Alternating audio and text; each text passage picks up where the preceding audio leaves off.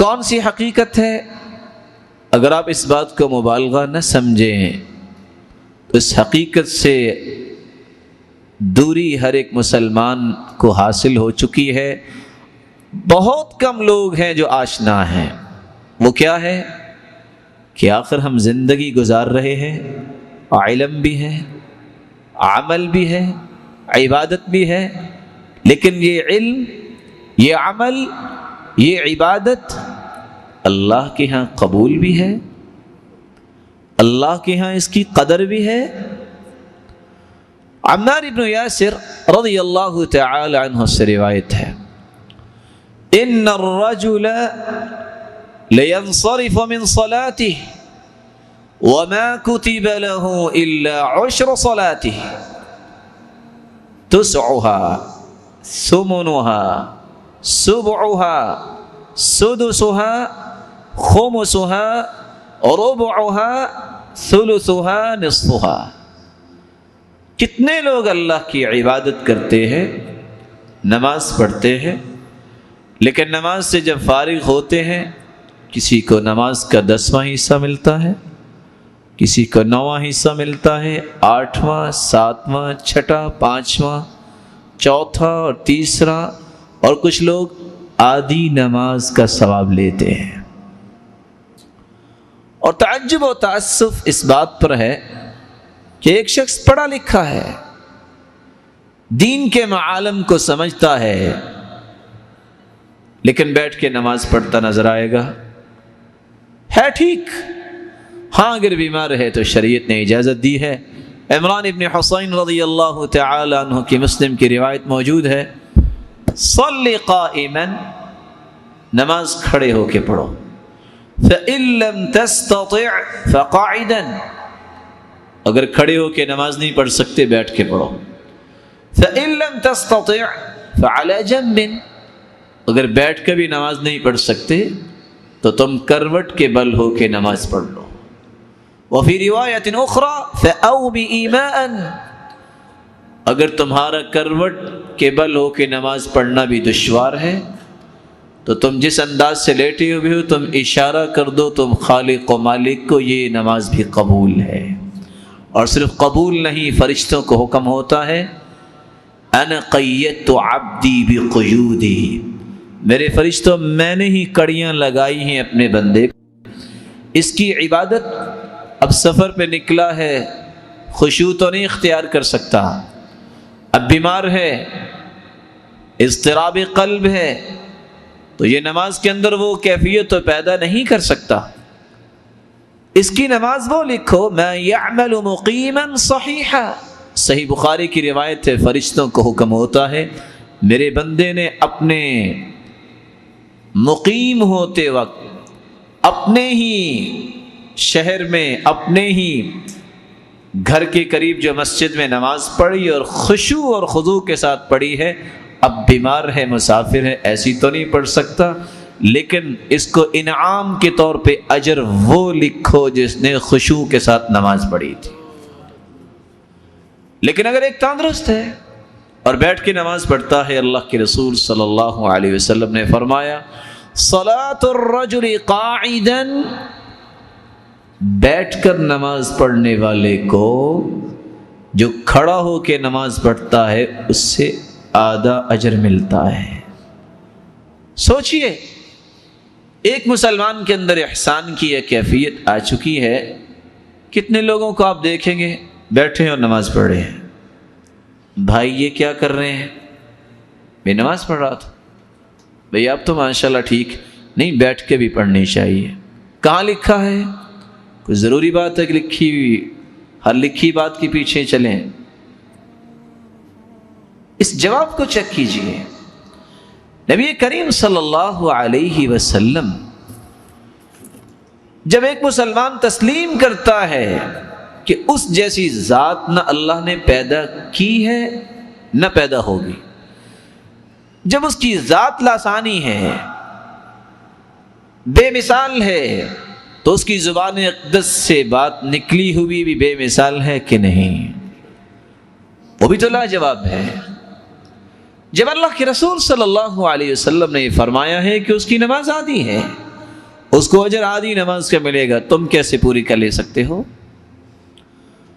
اور اس پر مستضاد کہ پھر وہ نماز کا انداز بھی وہ اپنائے کہ جو اللہ کے رسول صلی اللہ علیہ وسلم سے ثابت نہیں ہے۔ میں 2 مثالیں پیش کرتا ہوں۔ مسلمانوں کی ایک بہت بڑی تعداد نماز پڑھتی ہے، مسلمانوں کی اس سے زیادہ تعداد نماز نہیں پڑھتی، اور مسلمانوں کی کچھ تعداد جو ہے نماز بھی پڑھتی ہے، مسجد میں بھی پڑھتی ہے، لیکن اس کی ادا، اس کی کیفیت اپنی مرضی کے مطابق اللہ کے سامنے پیش کرتی ہے، سنت کے مطابق نہیں۔ نبی کریم صلی اللہ علیہ وسلم نے صحابہ کی جو تربیت احسان پر کی کہ ان کے اقوال اور افعال میں اللہ سبحانہ و تعالی کی نگرانی اور خوف آ جائے، حذیفہ رضی اللہ تعالی عنہ کی بات کو تدبر کے ساتھ سمجھنے کی کوشش کرو۔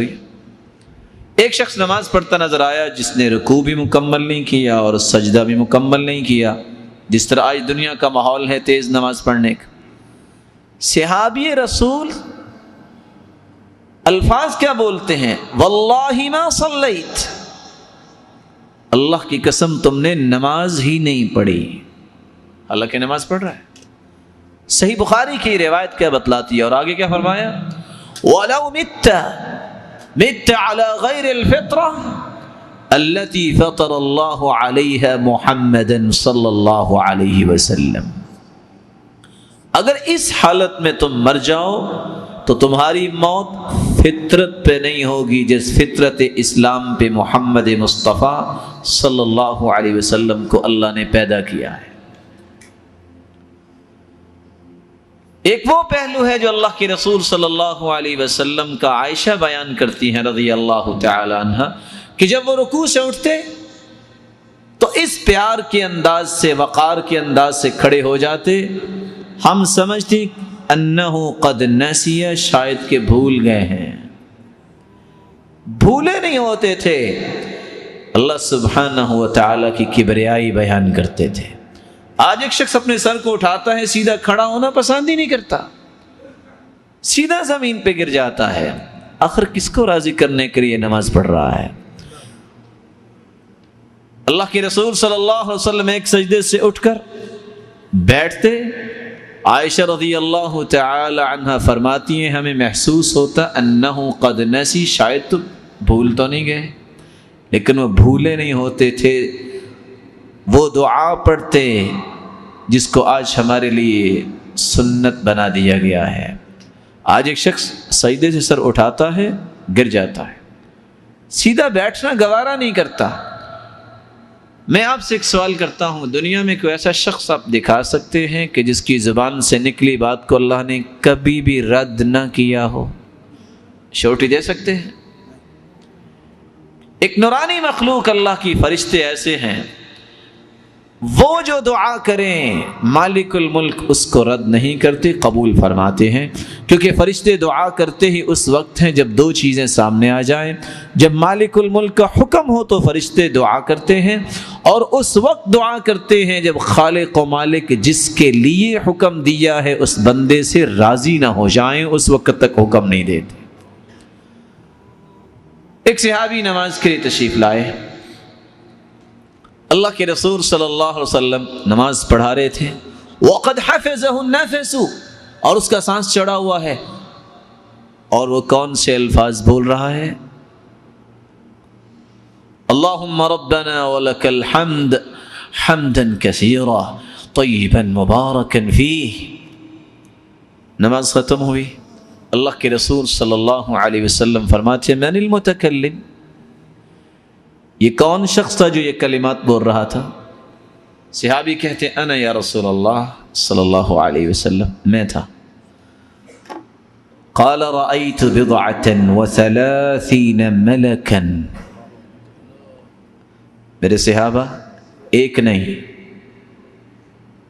30 سے زائد فرشتوں کو میں نے دیکھا جو آسمان سے نازل ہوئے، یبتدرون ایہم یکتبها اول، ہر فرشتہ اس بات میں جلدی کر رہا تھا کہ ان الفاظ کو میں لکھ کر خالق و مالک کے سامنے پیش کرتا ہوں۔